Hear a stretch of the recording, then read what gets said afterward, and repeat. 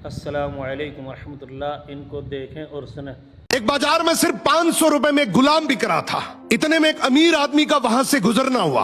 आदमी ने सोचा सिर्फ 500 रुपए में गुलाम बिक रहा है, इतना सस्ता, चलो खरीद लेता हूं। वो गुलाम के पास गया और पूछा कि तुम इतने सस्ते में गुलाम कैसे बेच रहे हो, कामचोर है क्या? गुलाम का मालिक बोला बिल्कुल कामचोर नहीं है, बहुत मेहनती है, सारी खूबियां हैं, बस इसमें एक ऐब है, ये कभी कभी चुगली कर देता है।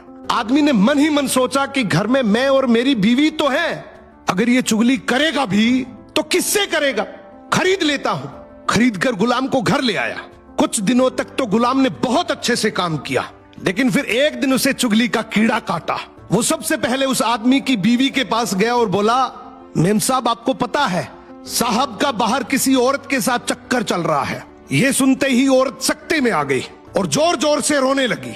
गुलाम बोला, अरे मेम साहब आप रो मत, हिम्मत रखो, मेरे पास इस चीज का पक्का इलाज है। मैं एक बाबा को जानता हूं जो आपकी इस मुसीबत को जड़ से खत्म कर देगा। आप बस एक छोटा सा काम करना, रात को जब साहब सो जाए तो उनकी दाढ़ी से कुछ बाल काट कर मुझे दे देना।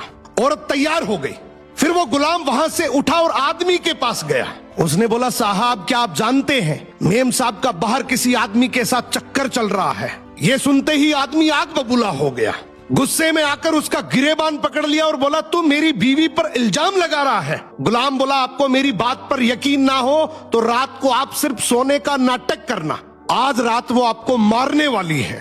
आदमी तैयार तो हो गया, लेकिन वो बोला, अगर तेरी बात झूठ निकली तो मैं तुझे जान से मार दूंगा।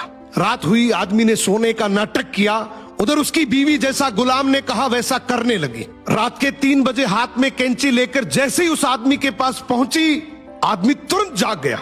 अब इस आदमी के दिमाग में गुलाम की बात तो चल ही रही थी। गुस्से में उसने अपनी बीवी को पकड़ा, हाथ में से कैंची खींची और आओ देखा ना ताओ, उस कैंची को उस औरत के गले में खोप दिया। औरत वहीं मर गई।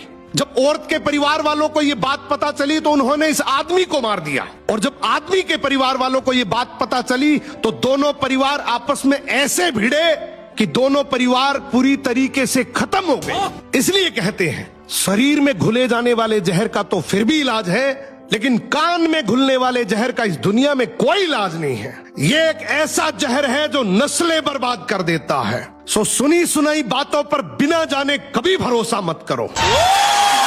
बहुत बड़ी बात बोल दी आपने।